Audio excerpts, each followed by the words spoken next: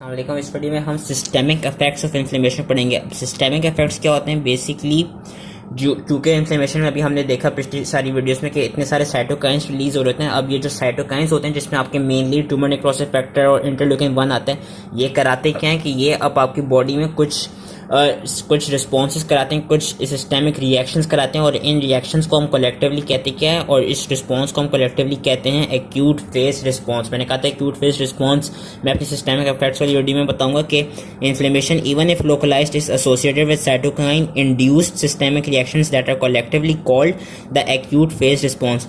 अब ये acute phase response में से कौन कौन से रिएक्शंस होते हैं? सबसे पहला आपका आता है फीवर, बुखार होता है। जब भी आपको कहीं पे भी इन्फ्लेमेशन होती है तो आपको बुखार होता है, और यूजली तब देखा गया कि जब भी कोई बैक्टीरियल जब भी ऐसी कोई इन्फ्लेमेशन है जो कि इन्फेक्शन के साथ एसोसिएटेड हो तो उसमें बुखार ज़्यादा होता है। और वो क्यों होता है? क्योंकि आपके जो फीवर होता है, फीवर कॉजिंग एजेंट्स को हम कहते हैं पायरोजेंस। अब ये जो पायरोजेंस होते हैं ये या तो एक्सोजीनस हो सकते हैं या एंडोजीनस हो सकते हैं। एक्सोजीनस में आपकी एग्जांपल आ जाती है जो भी बैक्टीरियल प्रोडक्ट्स होते हैं जिसमें आपके लाइपोपोलीसैकेराइड्स आ गए, और एंडोजीनस में आपकी एग्जांपल आ जाती है वही साइटोकाइंस की जिसमें इंटरल्यूकिन 1 और ट्यूमर नेक्रोसिस फैक्टर आ जाता है। और जो एक्सोजीनस प्रोडक्ट्स होते हैं वो किस तरह क्या कहते हैं, वो क्या कराते हैं? जो एक्सोजीनस पायरोजेंस होते हैं they act by stimulating immune cells to release interleukin 1 and tumour necrosis factor, जिससे अगेन आपकी वही फीवर कॉज होता है। फीवर कॉज क्यों होता है? क्योंकि जो आपके जो हाइपोथैलेमस की पेरिवेस्कुलर और वेस्कुलर सेल्स होते हैं वो इन साइटोकाइंस पे क्या कहते हैं, इन साइटोकाइंस को रिस्पॉन्ड करते हैं।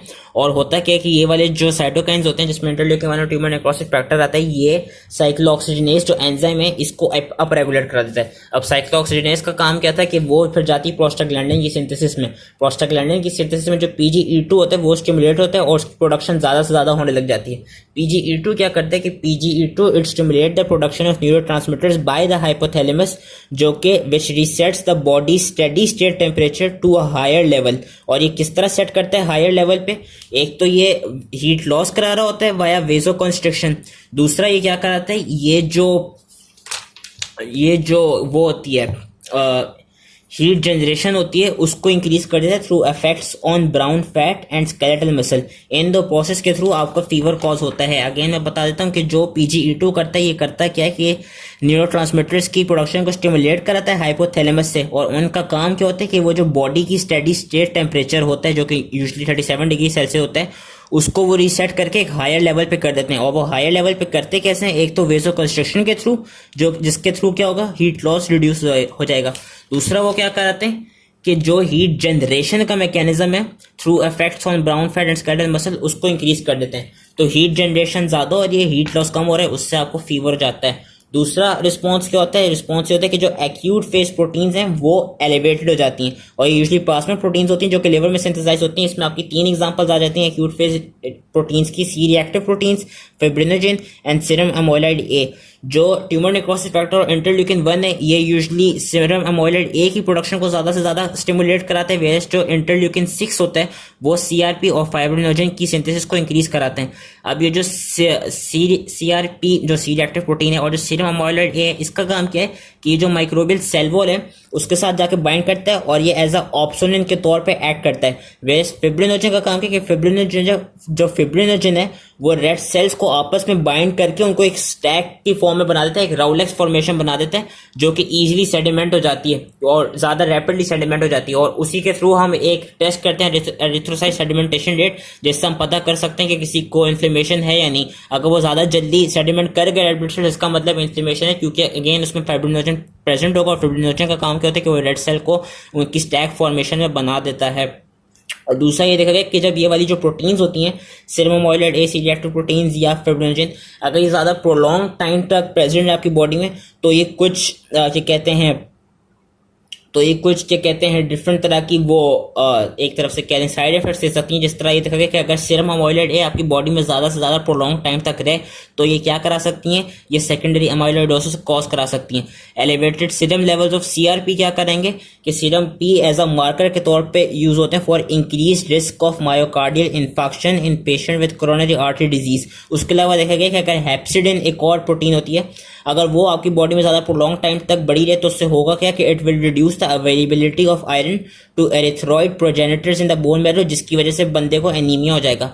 एक और प्रोटीन देखी गई है थ्रोम्बोपोएटिन। थ्रोम्बोपोएटिन क्या है कि ये एज अ ग्रोथ फैक्टर होती है मेगाकैरियोसाइट्स के लिए। मेगाकैरियोसाइट्स आपके प्लेटलेट के प्रिकर्सर होते हैं, और अगर आपकी बॉडी में थ्रोम्बोपोएटिन ज्यादा देर तक है तो उससे होगा क्या, ज्यादा प्लेटलेट के प्रिकर्सर्स के लिए वो प्रेजेंट होगी ग्रोथ फैक्टर, उससे ज्यादा प्लेटलेट्स आपके बढ़ेंगे और एलिवेटेड प्लेटलेट काउंट हो जाएगी, और इस एलिवेटेड प्लेटलेट काउंट को हम कहते हैं थ्रोम्बोसाइटोसिस। एक और जो रिस्पॉन्स देखा जाता है it is known as leukocytosis. हमें पता है नॉर्मल वाइट ब्लड सेल की जो कॉन्सेंट्रेशन होती है बॉडी में वो अराउंड 4000 टू 11000 होती है, लेकिन बैक्टीरियल इन्फेक्शन की स्टेट में ये आपकी 15000 से 20000 सेल्स पर मिलीलीटर तक चली जाती है, और इसको कहते हैं ल्यूकोसाइटोसिस। एक आपको होते हैं ल्यूकीमोइड रिएक्शन। ल्यूकीमोइड रिएक्शन क्या होता है कि जिसमें बिल्कुल ही एक तरफ से कह रहे हैं सिवियरली बहुत ज्यादा वाइट ब्लड सेल्स की जो ल्यूकोसाइट्स हैं उनकी ज्यादा प्रोडक्शन होने लग जाती है कि it reaches the level of 40000 to 1 lakh cells per millilitre. ये ल्यूकीमियोइड रिएक्शन होता है क्योंकि ल्यूकीमिया एक जो डिजीज होती है उसमें ज्यादातर इस तरह की वाइट ब्लड सेल काउंट देखी जाती है। जो ल्यूकोसाइटोसिस जो बैक्टीरियल इन्फेक्शन में देखा जाता है उसमें 15000 से 20000 के दौरान होगी कॉन्सेंट्रेशन, वेयर ल्यूकीमिया में 40000 से 1 लाख के दरमियान आपकी वाइट ब्लड सेल्स की प्रोडक्शन वो होती है, क्या कहते हैं, प्रोडक्शन होती है, कॉन्सेंट्रेशन होती है। और वो क्यों होती है, वो इसलिए होती है क्योंकि again leukocytosis occurs initially because of accelerated release of granulocytes from the bone marrow caused by cytokines, जिसमें आपके ट्यूमर नेक्रोसिस फैक्टर और इंटरल्यूकिन 1 ही आ जाता है। और फिर आगे उन्होंने बताया है कि जब लेट्स सपोज आपकी बॉडी में बैक्टीरियल इन्फेक्शन अगर ज्यादा होगा तो उसमें न्यूट्रोफिल्स जो होंगे वो ज्यादा देखे जाएंगे, जिसको हम न्यूट्रोफिलिया कहते हैं। अगर आपकी बॉडी में वायरल इन्फेक्शन हुआ होगा जिस तरह इन्फेक्शियस मोनोन्यूक्लियोसिस हो गई, मम्प्स हो गई या जर्मन मीजल्स हो गए, तो इस स्टेट में आपकी बॉडी में लिम्फोसाइट ज्यादा मिलेंगे, एलिवेटेड मिलेंगे, उस कंडीशन को हम कहते हैं लिम्फोसाइटोसिस। अगर आपकी बॉडी में कोई एलर्जिक या हेलमाइंथिक इन्फेस्टेशन हुई हो तो उस स्टेट में इयोसिनोफिल्स बढ़े हुए होंगे और उसको हम कहेंगे इयोसिनोफिलिया। और कभी कभार क्या होता है कि कुछ ऐसे इन्फेक्शन होते हैं जिस तरह टाइफॉइड फीवर हो गया या कुछ इन्फेक्शन जो कि रिकेट्सिया या सर्टन प्रोटोजोआ से प्रोड्यूस होते हैं, इन स्टेट्स में क्या होता है टाइफॉइड में और रिकेट्सिया में और वो इन्फेक्शन में जो रिकेट्सिया वाले वायरस से कॉज होते हैं, इनमें ये देखा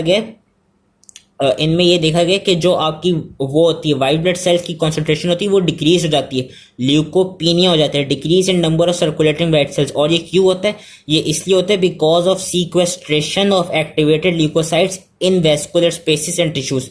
याद रखना है कि टाइफॉइड फीवर रिकेट्सिया में ल्यूकोपीनिया इसलिए होगा due to sequestration of activated leukocytes in vascular spaces and tissues.